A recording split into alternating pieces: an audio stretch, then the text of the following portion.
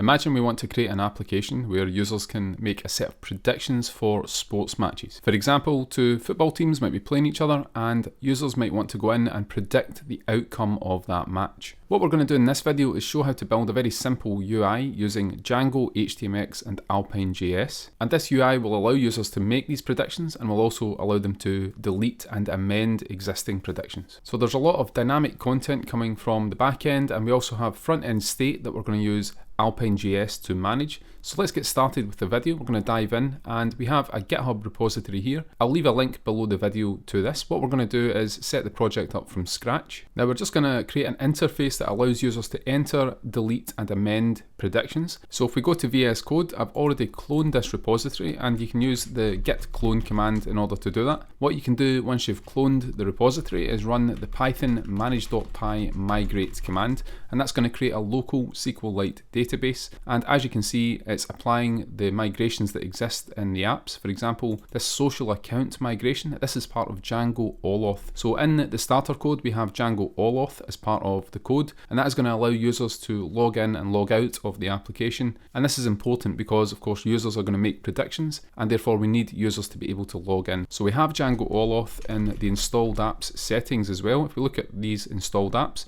you can see we have the 𝗖𝗵𝗽𝗁 packages as well as Django extensions. Now, of course, before running migrate, make sure you have activated a virtual environment and installed the requirements that are in this requirements.txt file. And that should be all the setup that you need in order to get started with this video. Now, before we begin, I am actually building a similar app to this with a friend. This is going to be a snapshot of what we're building. It's not the actual product, but we're going to show some of the features and show how we're using HTMX and Alpine to build those features. So what we're going to do to start with is go to models.py, and we're going to build out a few Django models that we can use in this application. Now what we're going to do to start with is extend Django's abstract user and create our own user class, just in case we need to amend the user later in the application. So we're going to extend abstract user and we're just going to pass on that. We don't need any specific fields at the moment, but this does give us the option of extending this later on. And if you're not interested in seeing these models, by the way, you can skip to the following sections in the video. I've left a set of sections in the description. Once we have our user model that extends the abstract user, we're going to go to Django's settings.py, and at the bottom of this file I'm going to paste in a setting, and we're going to set the auth user model equal to this user model that we've created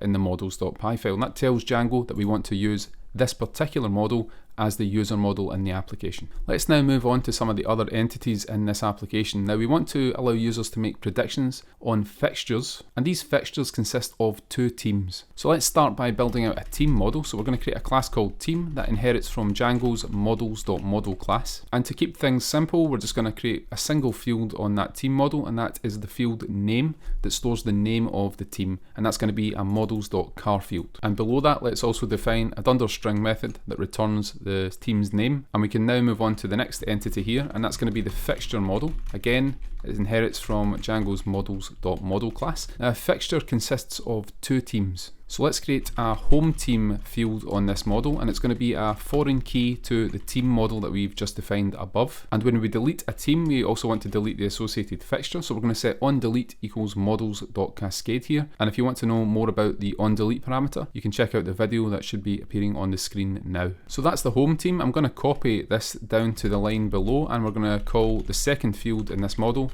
the away team. And because we have two fields that link to the same foreign key, I'm going to set related names on these. So for the home team, let's set a related name of home fixtures, and for the away team, we can call that away fixtures. So that's the two foreign keys in the fixture table that link that fixture to two teams. What we now need to do is find a way to define the number of goals each team has scored in the fixture. So let's assume that we're working with a football application. We can set this equal to a models.integer field, and because a fixture might not yet have a result, we can set the blank equals true and null equals true parameters here, and that will allow the home goals field to store null values when we don't have a result yet. And when the fixture is completed, we can put the correct result into this field. And we also need a similar field for the away goals. So let's define that now.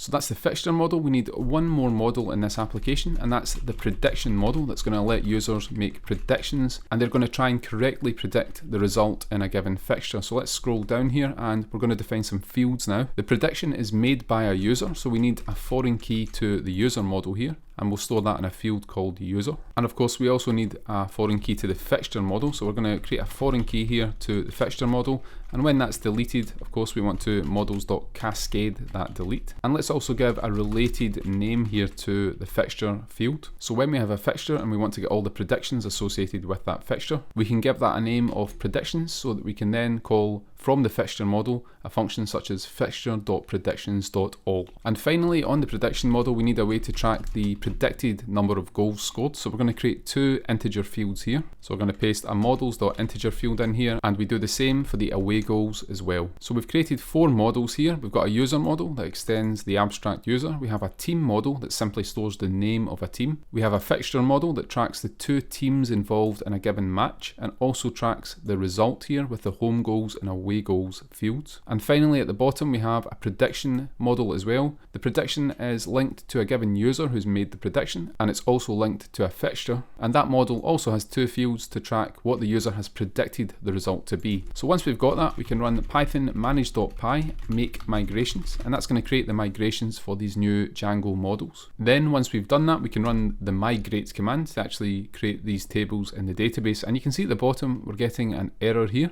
inconsistent migration history. Now I think the problem here is that I've actually created the migrations here for this new user model where we're extending the abstract user, but when I cloned the repository initially, we ran the migrate command to get all the Django OAuth and default Django tables, but we did that before we created this abstract user, so we don't have the right user table, and it can be very tricky in Django to change the user model that's being used under the hood. So what I'm going to do here is actually delete the database.sqlite file. Let's just remove that, and we can also remove the initial migrations. And we can regenerate everything by running the make migrations command. That'll then once again create the migrations for the core application, and then we can now run migrate, and it's going to apply this with the right user model in the database. So sorry about that, but if you do encounter errors like this, you can just remove the database, remove all the migrations, and then rerun them with the correct user model. Let's now move on to loading some teams into the application and some fixtures. If we go to the root of the application and into the core application, we have a folder here called scripts that has a fixture called generatefixtures.py.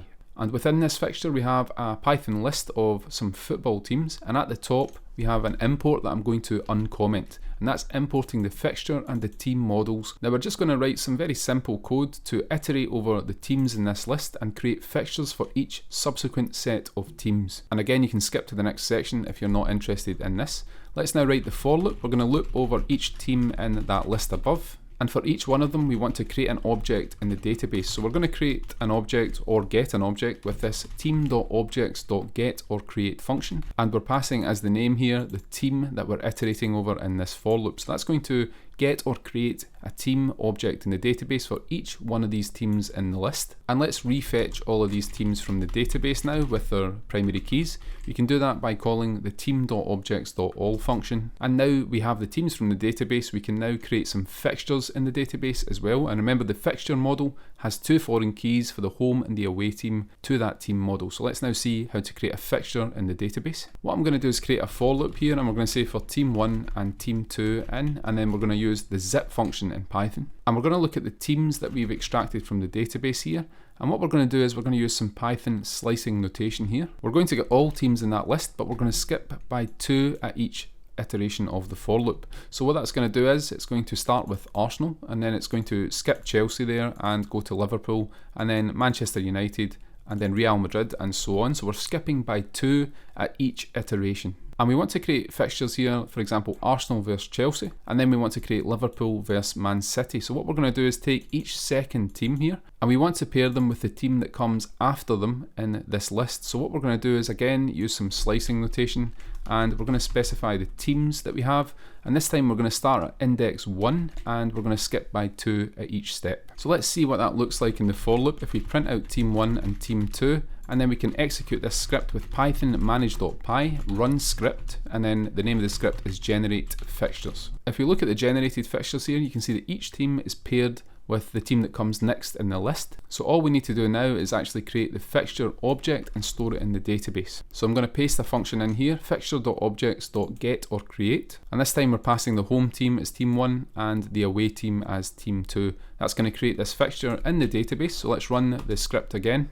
and we should now have these fixtures in the database. We're now going to start building the application. If we go to views.py, at the top of this file, I'm going to import from core.models the fixture and the prediction model. And then within the index function, let's fetch the fixtures from the database. That's going to be fixture.objects.all. And we can then add those fixtures to the context that we're passing to this template. So now we have access to all the fixtures in the database in the template. If we go to the template that's being rendered here, that's index.html, what we're going to do is we're going to create a template for loop, and we're going to iterate over all of the fixtures in that list of fixtures that we have, the query set of fixtures. And don't forget to end that for loop. And at the moment, let's just render the fixture out to the template. So let's now see how this looks like before we start building this out with HTMX. If we run the Django server and go to the page here and refresh, you can see we now get a bunch of fixture objects appearing on the page. Now the goal here is to show these fixtures in a palatable format, and we also want to show the user's predictions for these fixtures as well as the fixture itself. And later on, we're going to give users the ability to edit, submit and delete these fixtures as well. So let's go back to the template here. It's the index.html, and in the content block, I'm going to paste a header tag. And what I'm going to do is define a Django block underneath that, and we're going to call this block the fixture list. This is going to list out all of the fixtures, and we want to store that within a block. And below the for loop that we have here, we want to end that block, and we're going to tab these across.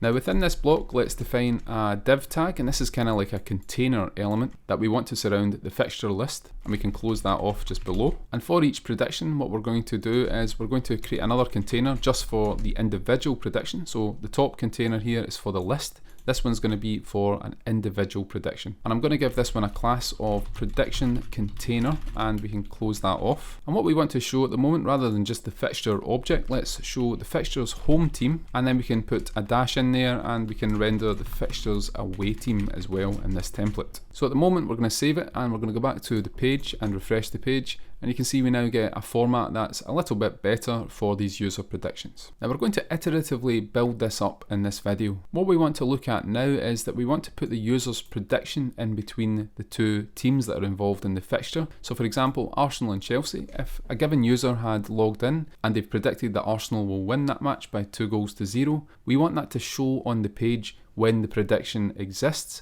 If it doesn't exist, we can keep it as the dash as it is now. Now in order to make this work, we also need a user in the application. So I'm going to stop the Django server, and I'm going to run the create super user command here. And let's give the user a name of admin, and we'll give them a password of test. And we can then rerun the Django development server. And I'm going to go back to the browser, and I'm going to navigate to the Django All-Off login link, and it's this one here.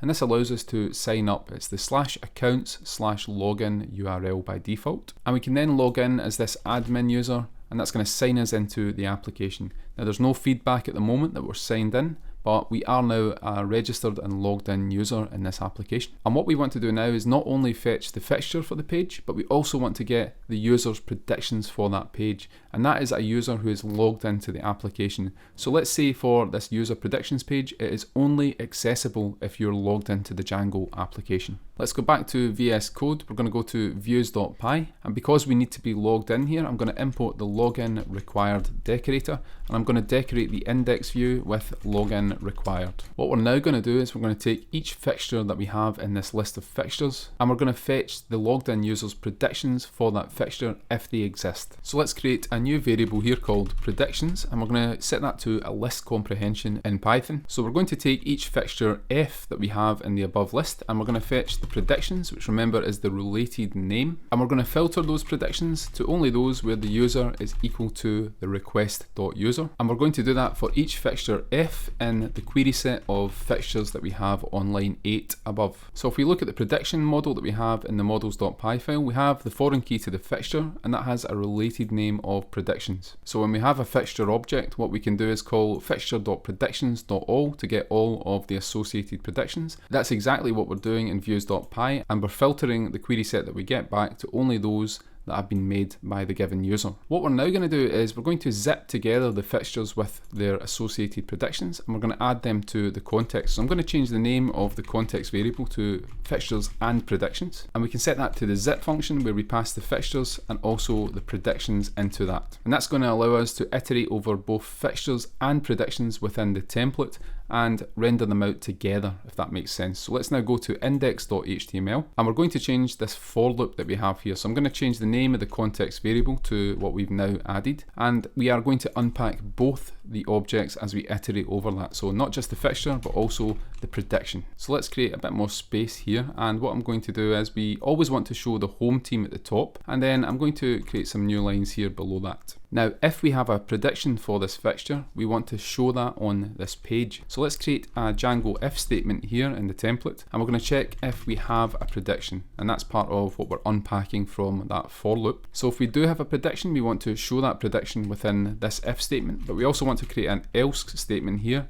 and we're going to move the dash that we had into that else statement, and let's quickly end the if statement here. So we're going to show a prediction if it exists, otherwise we'll just have a dash in between the two teams. So let's now write some code in this if statement here. We're going to write a span element, and within that span we're going to render the prediction.home goals. Remember, this is the user's prediction for this match, and then a dash and also their predicted away goals for this match, and we can close off that span element below that. So let's very quickly go over this. We have the home team for the fixture. Below that we have an if statement to check whether or not the user has made a prediction for that match, and if they have, we're showing what they predicted here in this span, but if they do not, we simply keep it to this dash here, and then we show the away team of that fixture. Now if we go back to the browser here and refresh the page, there's no difference at the moment, and that's because the user that we have who's logged in has not made any predictions, so none of them are going to show on this page when we load it up. Now I'm going to quickly make a prediction through the Django admin. Later on, we're going to be able to do this on the UI using HTMX. Let's go back to the VS Code here, and we're going to go to admin.py, and I'm going to paste in some code here. We're going to add the prediction model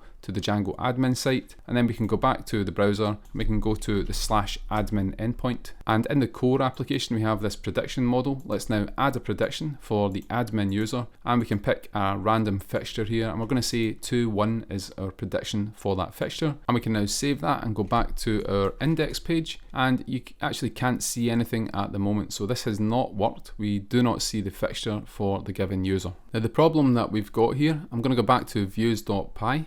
It's within the list comprehension that we wrote a little bit earlier. What this returns is actually a query set in Django, because we're using the .filter function in order to get the actual prediction, and there only should be one for a given user and a given fixture.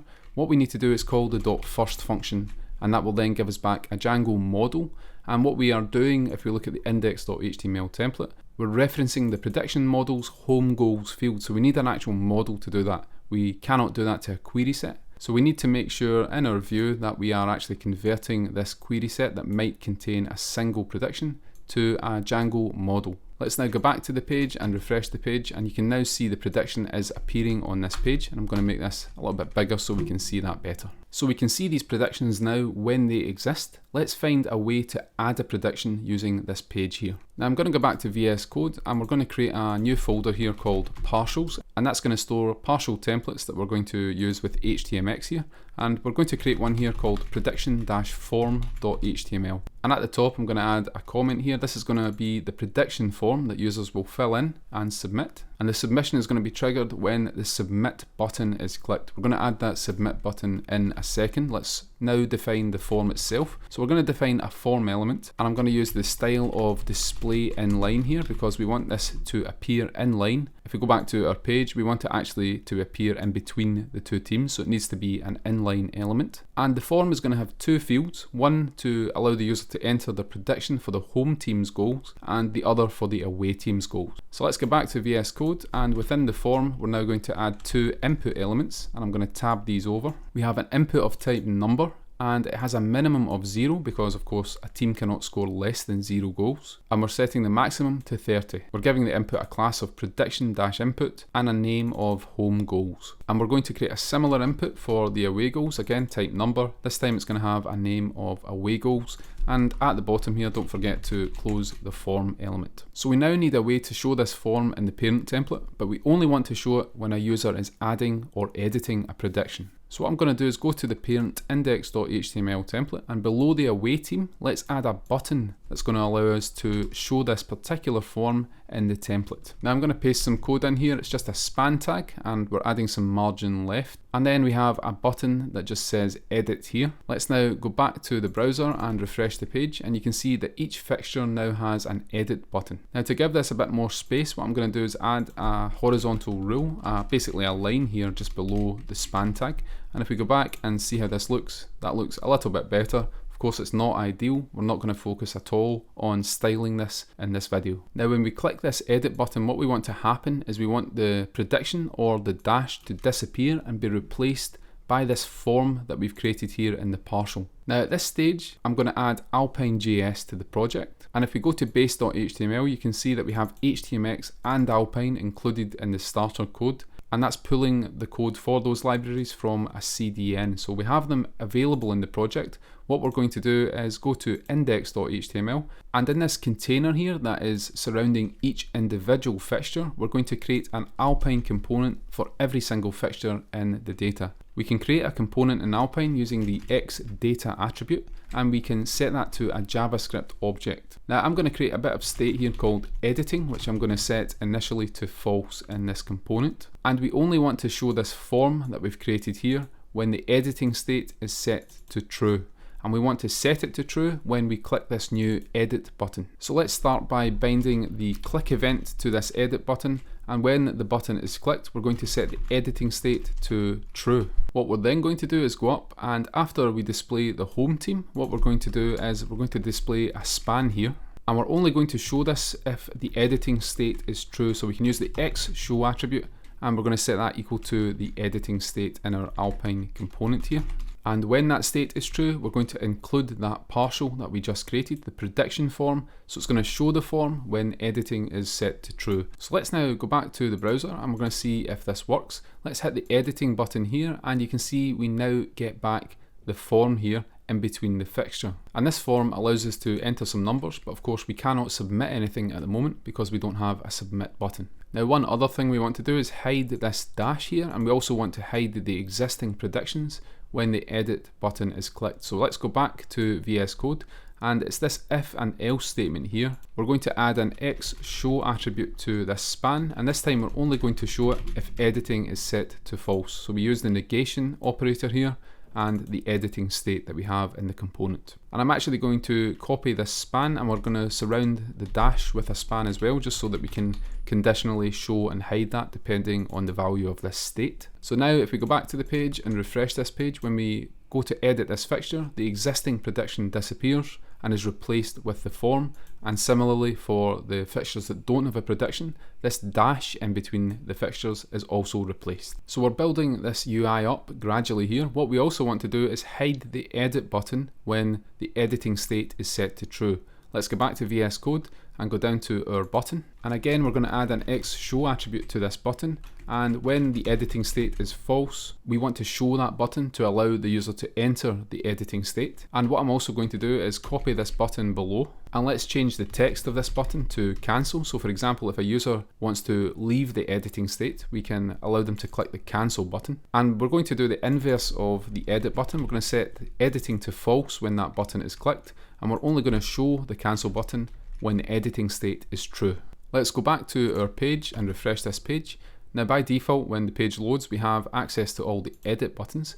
When we click the edit button, we're allowed to enter our predictions for a fixture, but we also have the cancel button now that allows us to leave that state. And the edit button disappears when we actually click it and is replaced by the cancel button. When we click cancel, you can see that the form disappears, and that's because it's setting the editing state back to false. So we're able to interactively toggle what's shown on this page just by using Alpine.js. We're now going to introduce a submit button, and this is where we are going to need to introduce HTMX into the equation as well. So let's go back to VS Code, and we're going to add a new button here, and I'm going to surround this button with another xShow attribute. And this is a submit button, so we only want to show the submit button when the editing state is set to true. So let's close that span, and then within the span element we can create the button, and we're going to give this button a dynamic ID here, and we're going to see why in a second. So let's give this the ID of predict-fixture- and then we will input the fixture's primary key that we're iterating over here,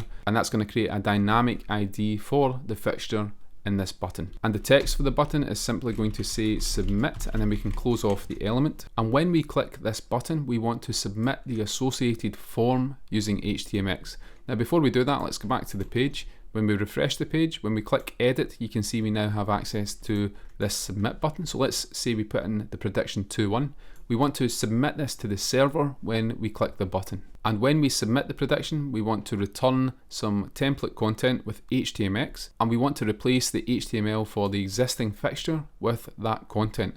So because of that, what I'm going to do is go back to index.html, and we're going to scroll up here to where we've defined this prediction container. And this is a div that we place into the DOM for each fixture and prediction combination. So every single fixture has their own div, and what we want to do is surround that div with a new block here that we're going to use, and we're going to reference that block on the back end. And that's because when we return the updated fixture from the back end, the HTML that we want HTMX to swap in, we want to reference this fixture container and replace that content. So we're going to create a block around that, and if we scroll down below here, we can also end that block just before we end the for loop. Now the reason we are surrounding this container with a block is because we're going to install a library called Django render block. So let's use the pip install Django render block command. And I've done a video on this, it should be appearing on the screen now. So when we submit the prediction, what we want to do is add it to the database and then return content that can be swapped into the DOM. And we want to return the content that's defined within this block, the fixture container. Now the question is, how do we submit the form with this submit button that we've got here? You'll notice that that button is not defined within a form element. So what we're going to do is go to where we have got the form element, and that's within the partial template. And I'm going to add a few HTMX attributes here, and we're going to start with the HX trigger attribute. We want to trigger the submission when we get a click event, but it's not going to be a click event on this form element itself. So we're going to use the from modifier here, and we're going to reference an ID of the element that when it's clicked we want to submit the form. So let's go back to index.html, and we have this here. We're going to copy that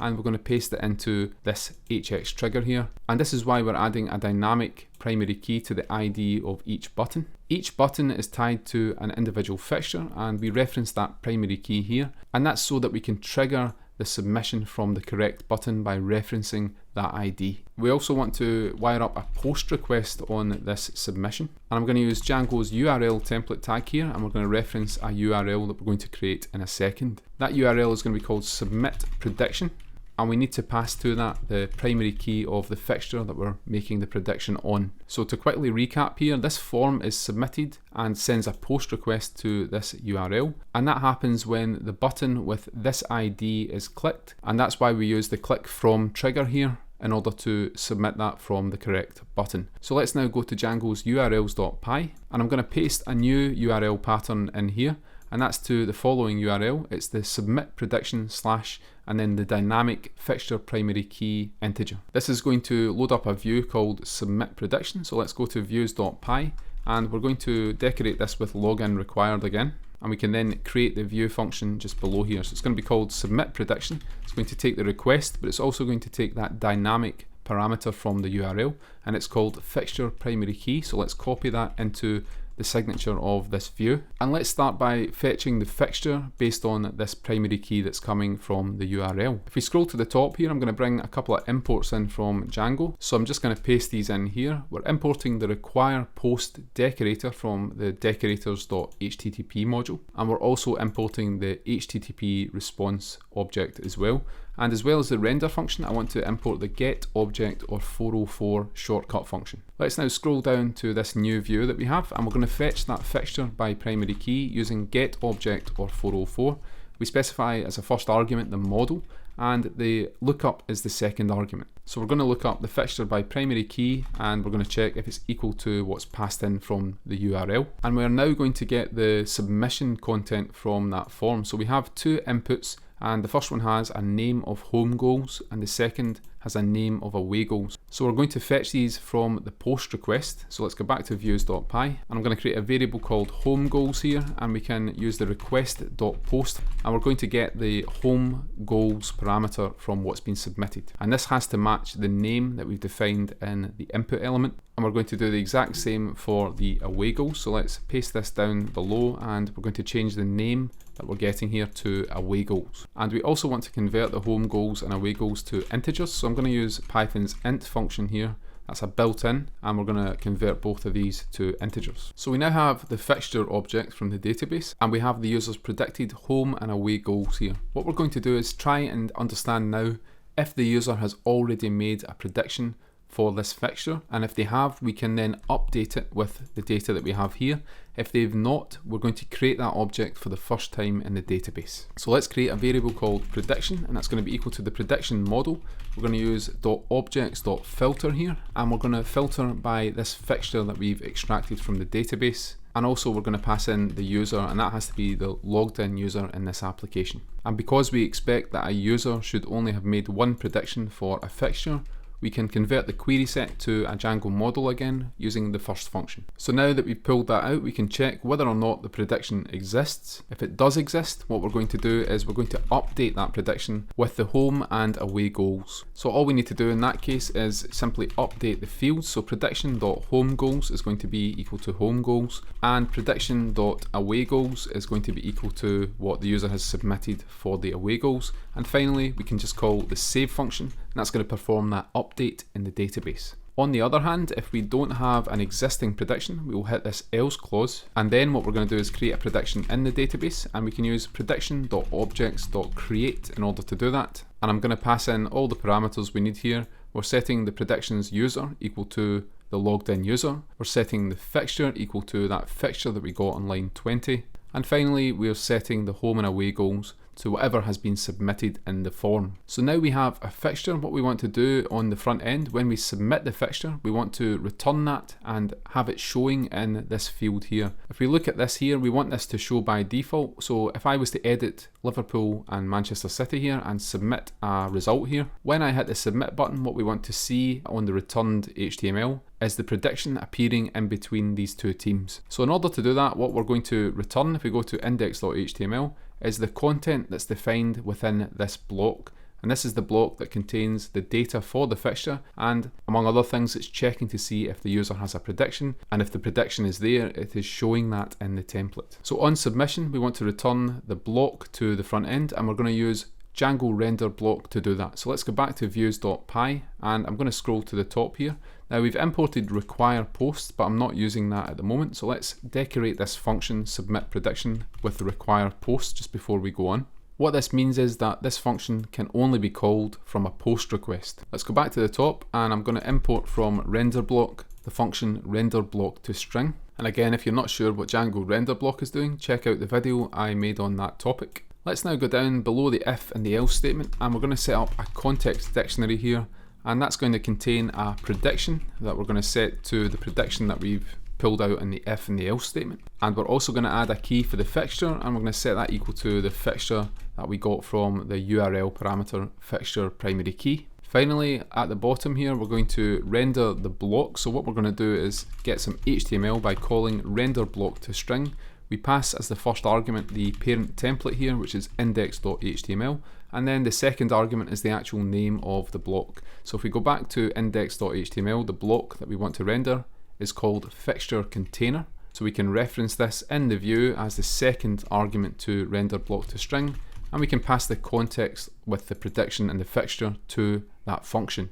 And the reason we need that context is that within this block we are referencing a fixture and we're also referencing a prediction. In the normal template, these are extracted on this for loop, so when we return the partial, instead of the for loop, we're just directly inputting these objects to the context. And the last thing we need to do in the view is simply return this HTML as an HTTP response. Now in order to get this working, because we have a form that's sending an HX post, in other words a post request, we need to add the CSRF token in Django to this request. I'm going to go to the documentation for Django HTMX, and there's a tip here that allows you to make HTMX pass the CSRF token. So let's copy this declaration for the body element, and we're going to bring that into the base.html, and that is this body element here. We're going to replace that with one that contains hx headers set to this value. So the HTTP header is x-csrf token, and the value, as you can see here, is the CSRF token that Django's adding to the context. Let's now go back to our page here on the browser, and we're going to refresh this page, and let's try submitting a prediction for Liverpool Man City. So let's say 2-1 to Liverpool. When we hit submit, you can see we are getting back something here. It's returned the fixture and it's swapped it into the DOM, but we are getting some duplication here. It's not the correct format, so let's now fix that. Now the reason it's not working, if we go back to the form element here, when we send the post request, we're getting back that block, and the block represents the fixture, but we haven't specified a target where to swap this content into the document. So if we go to index.html, remember we're returning this block here, and this block has a container element, and it's this div with the class of prediction container. This is what we want to replace in the DOM when we get the response from the HTMX request. So I'm going to copy the name of this class, and we're going to go back to the form, and we're going to set an hx target for this response. And the target is going to be the closest element with that class of prediction container. Now we're including this form partial within this div with the class of prediction container. As you can see, it is included here on lines 17 to 19. So when we look at the closest element with the class of prediction container, it's going to start at the form element, and it's going to look up the DOM tree until it finds the first element with that class. So we're setting the hx target equal to this container div, and what we're also going to do in the form is change the swap method here, and we're going to say the hx swap is equal to outer HTML.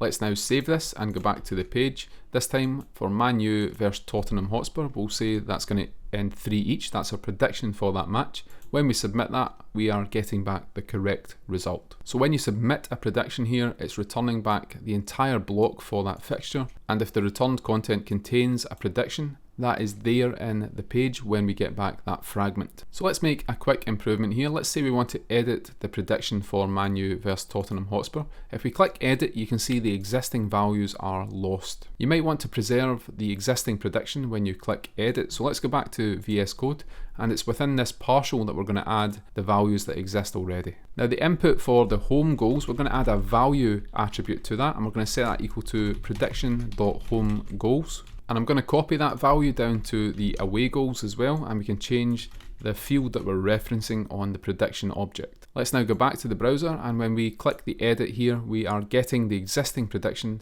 in the form. So that's preserving the existing prediction, and that might be what you want to do instead of getting rid of the existing prediction. Let's now add another optimization here. We only want to let the submit button be clickable when we have a valid prediction. So for example, at the moment we haven't entered any values for this fixture, we haven't entered a prediction at all, so we shouldn't be allowed to submit that to the back end. And we're going to create another piece of Alpine state to track this. So let's go to the xData attribute here, and we're going to add another bit of state called submittable, and we're going to set that equal to false by default. Let's now go down to the submit button. Currently we're only showing the submit button when x show is equal to the editing state. So when editing is true, we show the submit button. But actually we're going to change this now to the new piece of state that we've got called submittable. So we're going to set this state submittable, which is by default false. And whenever we have a valid prediction for that fixture, we can set submittable to true, and that's then going to show the submit button. So let's now go to the prediction form, and we're going to add a couple of Alpine event handlers to both of these inputs, such that whenever anything changes in the inputs, it's going to check whether or not the form is submittable and set the state accordingly. So first of all, when we are typing in the number field, we're going to add a key up event here, and we're going to set submittable equal to this value here. And this is a statement that consists of an AND operator. First of all, we're going to check whether the field that we're typing into has a length. So it must have a length that's not equal to 0 in order to be submittable. And if it does have a length, we're also going to check the next element sibling. And the next element sibling refers to this input here. We're going to check whether that has a value as well. And if both of these conditions are true, we're going to set submittable to true, and that's going to allow the user to submit the form. So this handles the situation where the user is typing a value into those form fields. We're going to add a second event here, and that's the change event. And the logic for the change event is exactly the same as the key up event. The reason that we need both, if we go back to the browser, is that when we type values in here, that's the key up event, so that's going to fire. But sometimes you can also, with number fields, click these arrow buttons, and that's a change event that's fired.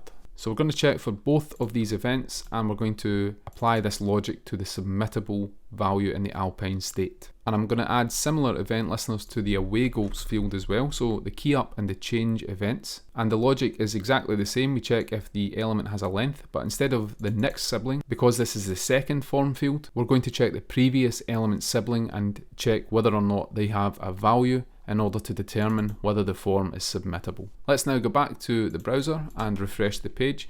So let's edit the Real Madrid-Barcelona match. You can see that when we click edit, by default, the submit button is not shown at the beginning here. If we enter a value for Real Madrid, we still don't see the button until we get a value for Barcelona, and then the button does appear, and that's because we're setting that submittable state to true. As soon as we remove a value here, you can see that the button disappears and we can no longer submit the form. So this has been quite a long video. Let's add one more thing, and that's the ability to remove an existing prediction from the database. Let's go back to VS Code, and we're going to the index.html template, and we're going to define a new button here, but we're only going to define the delete button if we have an existing prediction. Otherwise, it doesn't make sense to delete a prediction if it doesn't exist. Let's now define the delete button, and when we click the delete button, we're going to set the editing state to false, and that's because when we delete the prediction, we're no longer going to be editing the form. So if that happens to be true when we click the delete button, we are going to set that to false. So let's end the button tag here, and we can give that button a text of delete. Let's go back to the browser, and you can see now that only the fixtures that have predictions have this delete button, but when we click the delete button, nothing is happening. Let's now use HTMX to delete the prediction when the button is clicked. Let's go back to our button, and we're going to add an HTMX attribute, and that's going to be the HX post attribute. So we're going to send a post request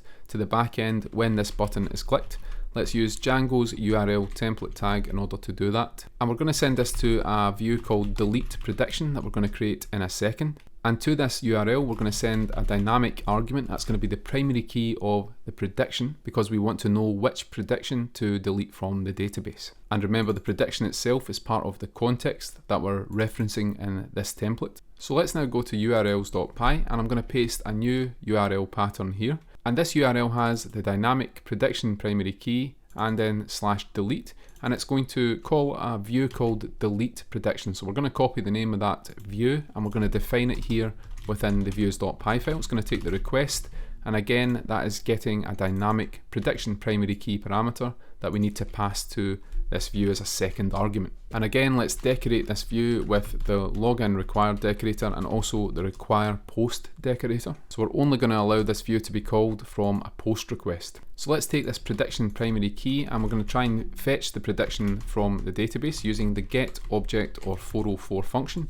We pass the prediction model to that, and the lookup will be for the primary key, and we want to check for the primary key being equal to what's in the URL. Once we get the prediction, I'm going to grab the fixture from that prediction, and that is a foreign key, so we can use prediction.fixture in order to get that. And now we're going to call the prediction.delete function. So Django models have a delete function, and when you call that, it's going to remove that model, or rather that row, from the underlying database. Once we've deleted the fixture, we're going to set some context here. We're going to set the prediction equal to none, because we've just removed that prediction from the database, and we're going to set the fixture equal to what we pulled out on line 50 above. So we've deleted a user's prediction for this fixture. We're now going to return that fixture container that we have defined in a block. So let's just copy the 2 lines of code from the above view, and we can paste them in here. So we're using render block to string to render this particular block in the template, and we're passing the context, and remember that context has to have a prediction as well as a fixture key. So we're returning that to the front end. If we go to index.html, at the moment we have the post request, but we haven't defined a target or anything. We're going to do that in a second, but let's just quickly see how this works at the moment. If we refresh this page, let's now try and delete the Liverpool-Man City prediction. If we click delete, you can see we get back this. So we need to set the target correctly, so let's refresh this page and go back to VS Code. And I'm going to copy the target from this partial that we defined here. So when we get back that block for the fixture, we can set the HX target, and in fact also the HX swap mechanism, to the values that we defined earlier. So let's go back to the button, and we can paste these into the button attribute. So we're setting the target to the closest prediction container, and we're swapping the outer HTML of that target element with the response content that we're getting from the back end. Let's now save this and go back to the browser, and again let's refresh the page. When we delete the Arsenal-Chelsea prediction, you can see we now get back the correct content, and the delete button is now gone. We no longer have a prediction for this fixture, and when we click edit and submit this again, we can submit to one and that will appear as the predicted result. And again, we can just delete these, edit these, cancel these until we get the desired prediction for that fixture. And when we hit delete here, what we get back is the fixture row, or rather the block containing that fixture, and we have no prediction here, and also the delete button is no longer present, and that's because there is no prediction, therefore nothing to delete. And if we go back to the template that surrounds the delete button, which is this button here, we have an if statement here that will evaluate to false when we return that partial, because the prediction has been deleted from the database. And remember, we are setting in the view that prediction to none in the context, therefore that will evaluate to false and the delete button is not shown. So that's all for this video. If we go back to this template, you can see we have a nice and dynamic interface here where buttons appear and disappear based on the context that's in the page, and we can edit and delete actions here and also submit content to the server. And this is all working with Alpine and HTMX in order to create this dynamic interface. And of course you could style this using Tailwind or Bootstrap or Daisy UI or other frameworks and create an engaging and dynamic page based on those technologies. Now, as I said earlier, I am making a version of this application, and if you're interested in seeing more of this, please let me know in the comments. But that's all for this video. Give it a thumbs up if you've enjoyed it, and please subscribe to the channel, and we'll see you in the next video.